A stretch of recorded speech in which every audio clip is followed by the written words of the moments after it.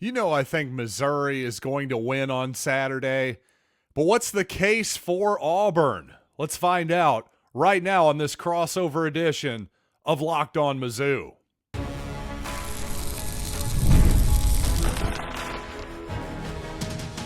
You are Locked On Mizzou, your daily podcast on the Missouri Tigers, part of the Locked On Podcast Network, your team every day.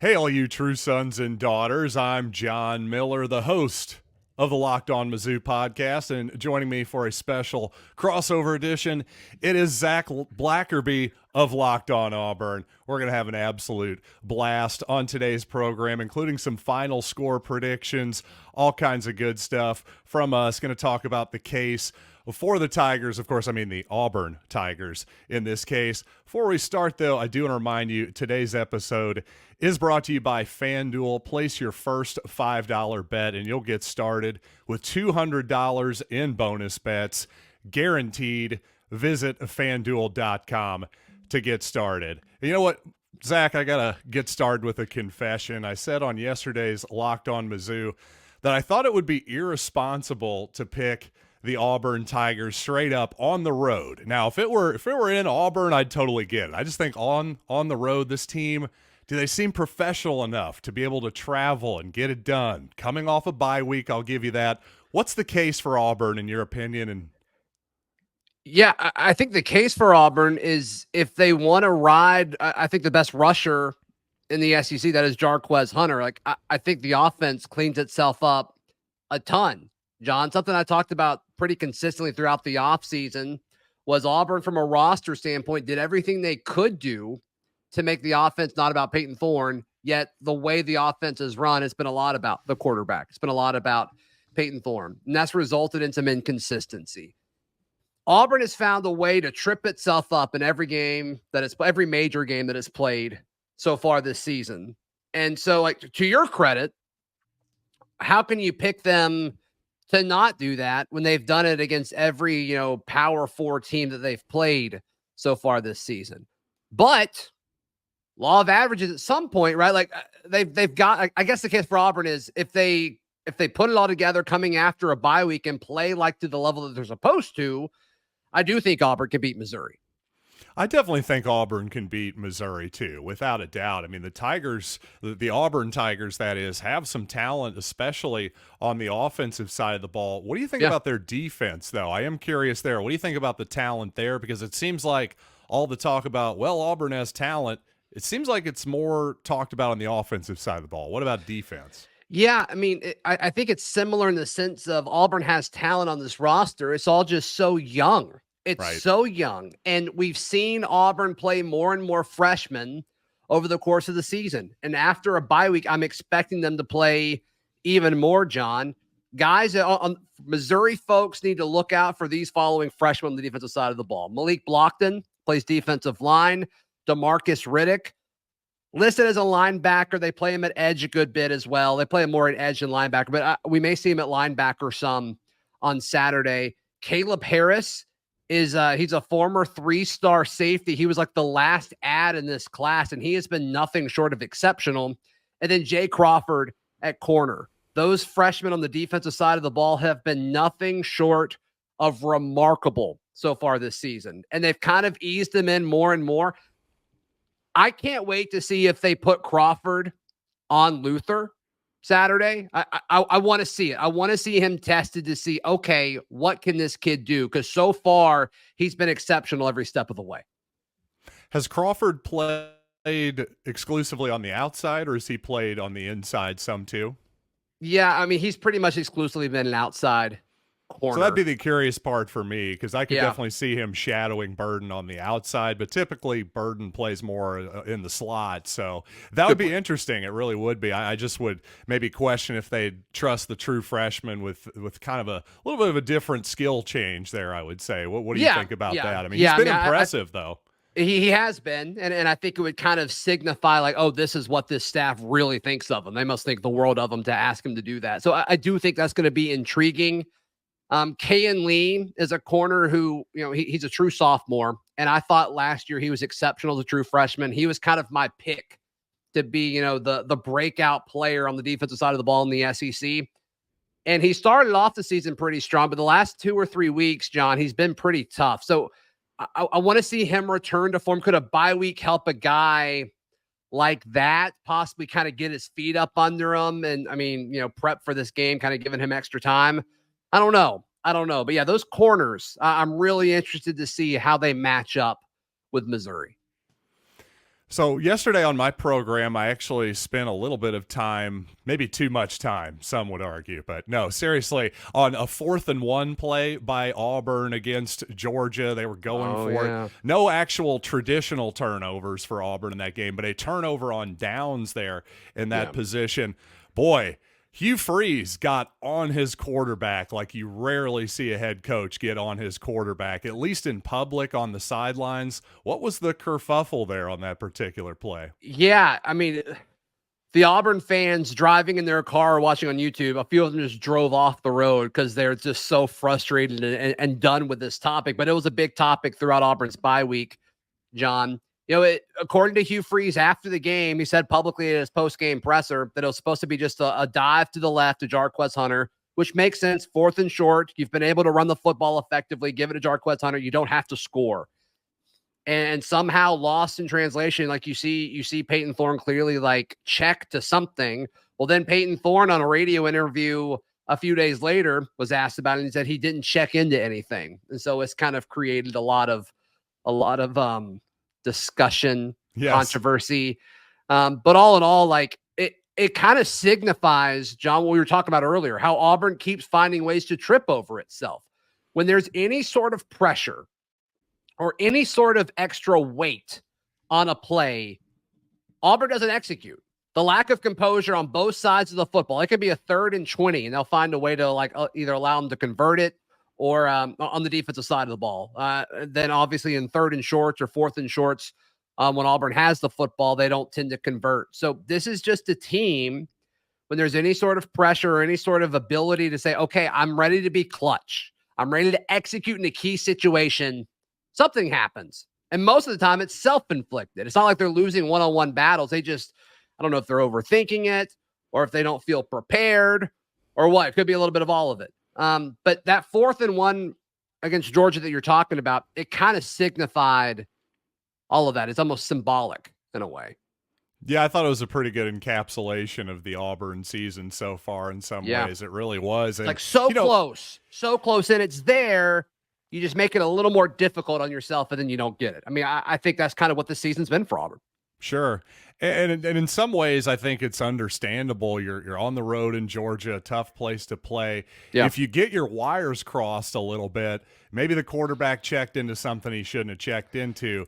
That part's understandable. That happens every week in college football. The part where it then carries over into the next week and there's like public squabbling between the quarterback and the head coach, that's why it's tough for me to then go, yep, let's take these guys on the road in Columbia. Missouri has its own problems to be certain, but that one, that would really give me a lot of pause just from the outside looking in. I get it. Yeah, and if you're on the Auburn side of it, it's like you're so close. Can you just put it all together? And I think the thing I'm watching for this is, do they change what they're doing offensively? Hugh Freeze on Monday said Jarquez Hunter is going to be a larger part of the offense. If that's the case, and Auburn tries to do what Texas A&M did to Missouri a few weeks ago, I like Auburn's chances. I'm not sold that they're going to make that pivot offensively from a scheme point of view. I just can't see the staff switching identities at this point in the season, John. Yeah, halfway through it is difficult to see that for sure. Well, coming up on the program, I do want to talk more about all the types of adjustments we could see. What does Zach want to ask me about how Missouri is going to attack Auburn coming up here this weekend? First, though, let's talk about a FanDuel, because NFL fans, you can start the season with a big return on FanDuel, America's #1 sports book. So when you get a hunch during the middle of a ball game, you can check out the latest stats, view live play-by-play, and so much more on the exact same page, where you place your bets.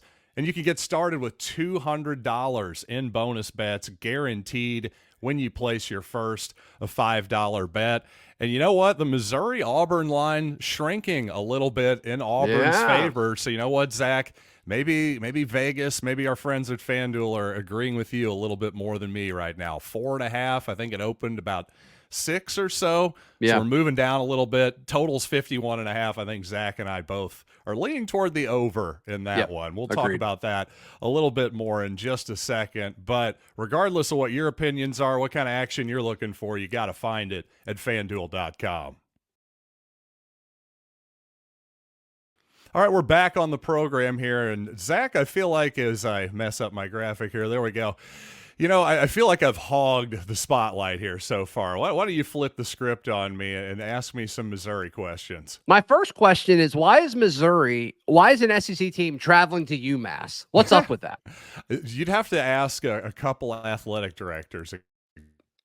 Jim Sturck had this thing of, well, let's schedule out as far as possible. And yeah, I don't know. What? This was maybe a time when Missouri was, I don't have a great answer for you is the honest truth of that, but you know what? That's okay. We got through it. We won. It's all good.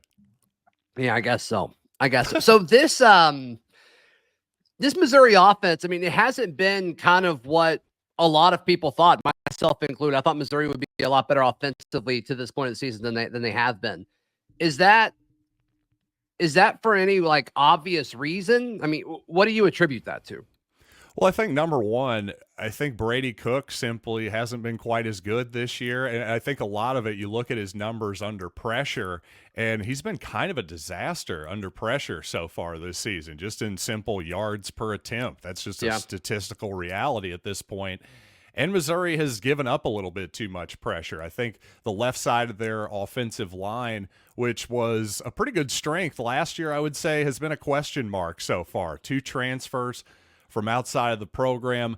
Caden Green in particular from Oklahoma, that caused a lot of consternation among Sooner fans. Well, he actually split reps. Maybe Mitchell Walters even got more of the reps with the first team last week against UMass. So Missouri kind of signaling, hey, we'll give you your NIL, but that doesn't necessarily guarantee you any playing time over the long term here. So that part is, I guess, good news, but the bad news is that was an important player that you wanted to be sort of a bedrock for your offensive line, and so far that hasn't really been the case. So I think that's a big part of it.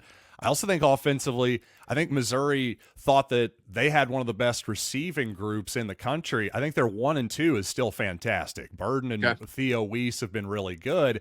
I think their number 3, though, their number 4s, Marquise Johnson's had a little bit of an ankle injury. Maybe Mookie Cooper hasn't been as good as people expected.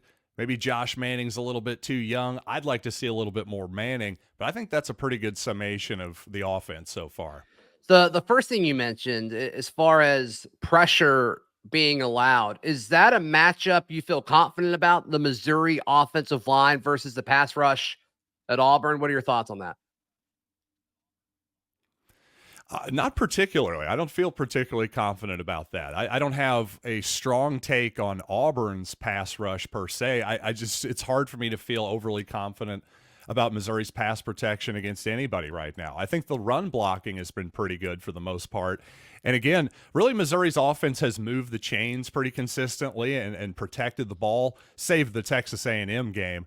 But for the most part, the Tigers just need to finish more drives with touchdowns instead of field goals, and suddenly it's going to look a lot better. Whether they can do that or not, well, that'll maybe tell the tale of the second half of the season.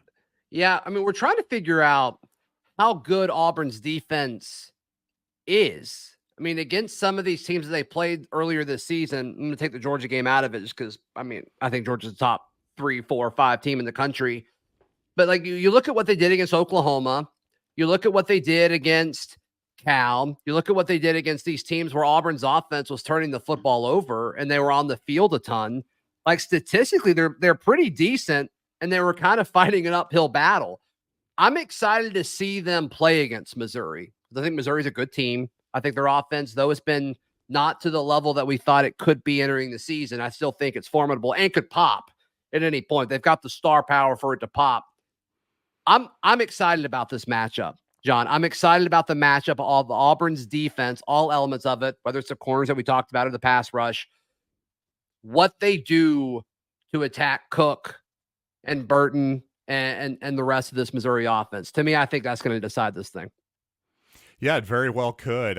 There's no doubt that the Missouri offense and the Missouri defense have been a mixed bag so far, for sure. So again, especially against the best competition, which has been Texas A&M so far, it's just hard to know which Missouri team is real, especially the Missouri defense, because the Tigers have been dominant in half of their games against lower class competition. They've given up 3 points in those 3 games. Well, those other 3 games against high major competition, a totally different story. They haven't been necessarily bad like they were against A&M, but haven't been particularly impressive either. I'd say average at best.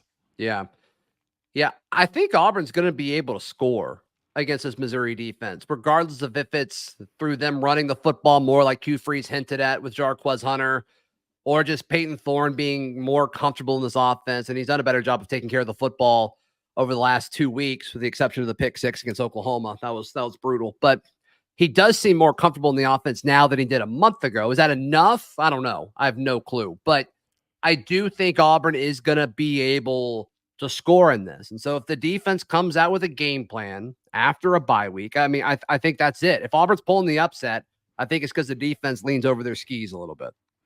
Yeah, that makes sense to me, and I tend to agree with you just on both sides. I think both teams will probably be able to move the football. That's just kind of the way I'm looking at it.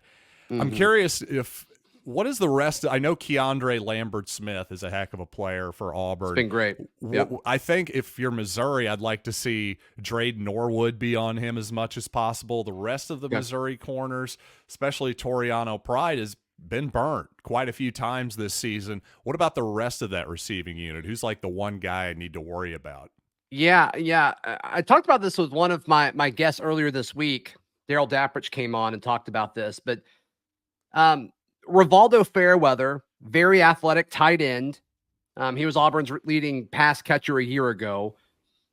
He's been kind of quiet at times, and it does seem like the middle of the field has been one of the weaknesses for Missouri as far as defending the pass. Would you agree with that? You know, that's a good question. Okay. It doesn't strike me as something. I know Missouri's offense totally avoids the middle of the field. That's been a very obvious thing in terms of passing. But if that's the case, Rivaldo Fairweather, the tight end, I think it's a name to watch. Cam Coleman, he's the freshman phenom. You know, he's underachieved a little bit so far this year. I think he's kind of a guy who could benefit from the bye week because I think he was a little banged up. He missed a game earlier this year. So, Cam Coleman could be a part of this. Malcolm Simmons, another true freshman wide receiver. I think we'll see some. He's going to be kind of more of your left to right type of guy. They put him in motion a lot, or they kind of use him at the perimeter of the field. He can stretch the field too. He's had a long touchdown as well, but Malcolm Simmons, Cam Coleman, Rivaldo Fairweather. I think those are kind of the guys that could get it done through the air if it's not Keyandre Lambert-Smith. Man, Rivaldo Fairweather. What a name. What a name. How that should be on the Key and Peele sketch for sure. And he's good. Amazing. And he's good. Yeah. And he's actually good. I think he's got a chance to be a Sunday level player. He's so athletic. I don't know if we're fully using him correctly, if I'm being honest. But yeah, Keyandre Lambert-Smith, I mean, just for context, this is a guy who entered the portal after after spring practice. He was at Penn State, and he was one of the more sought after receivers in the portal. And he's on pace to have one of the best receiving seasons for an Auburn Tiger ever. And so you kind of wonder, Auburn hasn't had a 1,000-yard receiver in 20 years. It's insane. And there's kind of some pressure to that. Is there any kind of way, does it help Hugh Freeze from a recruiting standpoint if he can point to a guy having a 1,000-yard season? I think it does. So is there extra pressure to get the ball to him in this game plan? Possibly. Something to monitor. Interesting. Yeah, I'm actually interested to hear about your general thoughts on Hugh Freeze here coming up in the show in a little bit. And of course, we're going to do our final scores, maybe some more predictions as well. But Zach, I know you got some business to take care of.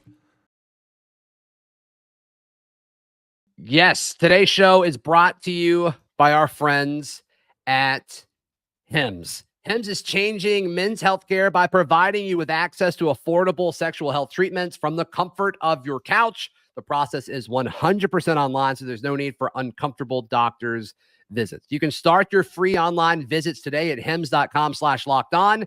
That is HIMS.com/lockedon for all of your personal ED treatment options. hims.com/lockedon. The products mentioned are chewable compounded products, which are not approved by or verified for safety or effectiveness by the FDA. Prescriptions require an online consultation with a healthcare provider who will determine if appropriate. Restrictions apply. See website for details and important safety information. Subscription required. Price varies based on product and subscription plan. All right, we are back on this crossover edition of Locked On Mizzou and Locked On Auburn. You know, Zach, I'm really curious, halfway through year 2, right? I do have that right with Hugh Freeze. How are you feeling just in general about the beginning to this era? Yeah, I mean, you love the talent that they've been able to accumulate and acquire. Culturally, I don't think he has his fingerprint fully on it quite yet. I mentioned this presser from earlier in the week a few times, but he was talking about these young guys. You know, a young guy typically has 4 or 5 guys that are older in the locker room that they need to look at. It's like, we don't have those guys for him to look at yet. So kind of called out some of his older veteran leadership there. So it's just going to take time. He's building it the right way. We've seen other programs try to go after these portal guys to build the core of the roster, not to kind of add pieces to the roster. And it hasn't worked yet.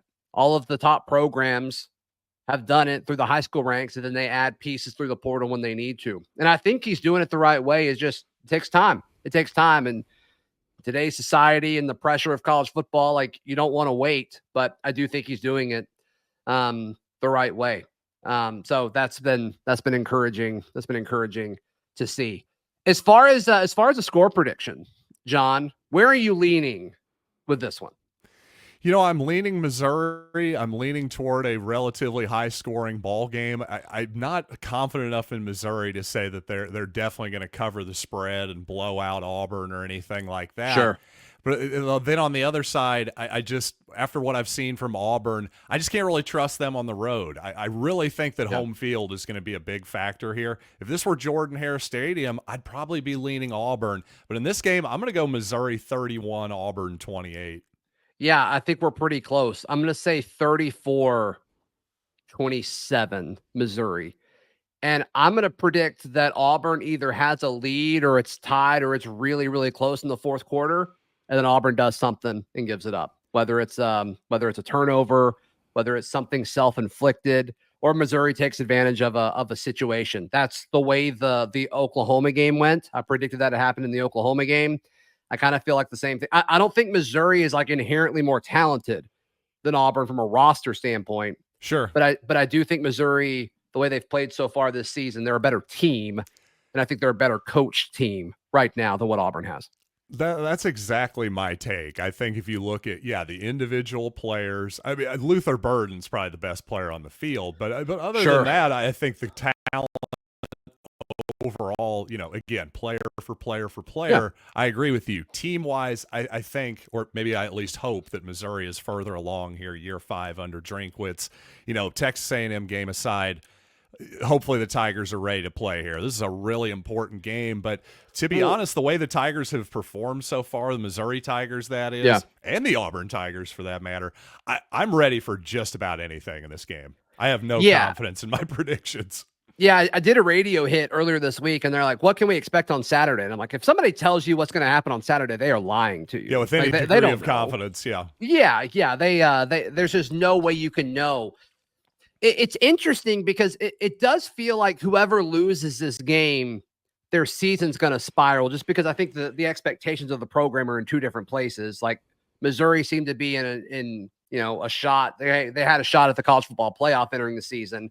Auburn, they wanted to go, 7-5, 8-4. That's probably not going to happen at this point. But, a win on Saturday saves Auburn's season in the sense of, you still got a chance to go to a bowl game. True. You still got a chance to, keep the fan base in it. It's kind of been a lull. I mean, them getting blasted by Georgia, then the bye week, like, there's not a whole lot of excitement around it right now, just because, nothing's happened. Nothing's happened in 2 weeks up to this point. So I think that's going to be a big thing for this coaching staff.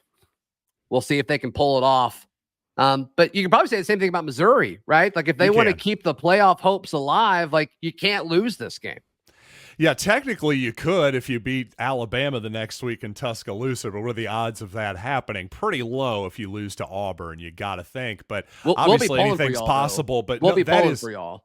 Well, sure, absolutely. But no, the fan base, technically, yes, Missouri would still be alive. The fan base would feel like it's over for sure. That might be dramatic, but they'd probably also have a point. This is an enormously important game for Missouri, not only for this season, but because this season in particular, I think, is enormously important for Missouri. The Tigers, as a program, as everything, they put all their resources into the portal, trying to shore up as many spots on this roster that they felt like they needed to the point where, well, really there are more guys starting from the portal, at least in the last, not necessarily from this past class, but just the past 2 or 3 cycles, than there are who are high school guys who were recruited by Eli Drinkwitz in Missouri. So it's an interesting note there. How tight together is this locker room? Always a question in the portal era.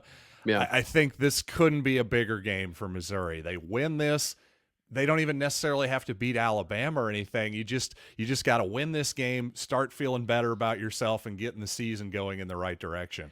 Yeah. And so we both picked Missouri to win a 1-score game. Hopefully, I'm stunned. I thought you were going to pick the Auburn for sure.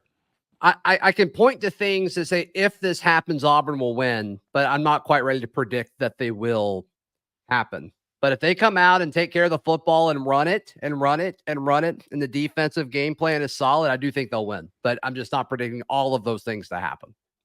I think that's a very measured and scholarly approach, and I agree with you, sir. All right.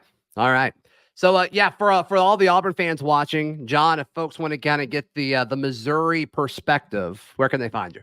Well, they can hit me up on YouTube, of course, wherever you get audio podcasts, Locked On Mizzou, and, of course, everywhere on social media at Locked On Mizzou as well. And for all my Missouri fans out there, I know they probably want more inside intel. You got to check out Locked On Auburn with Zach. Yep, wherever you get your podcast. Absolutely. John, best of luck on Saturday. We'll talk to you soon.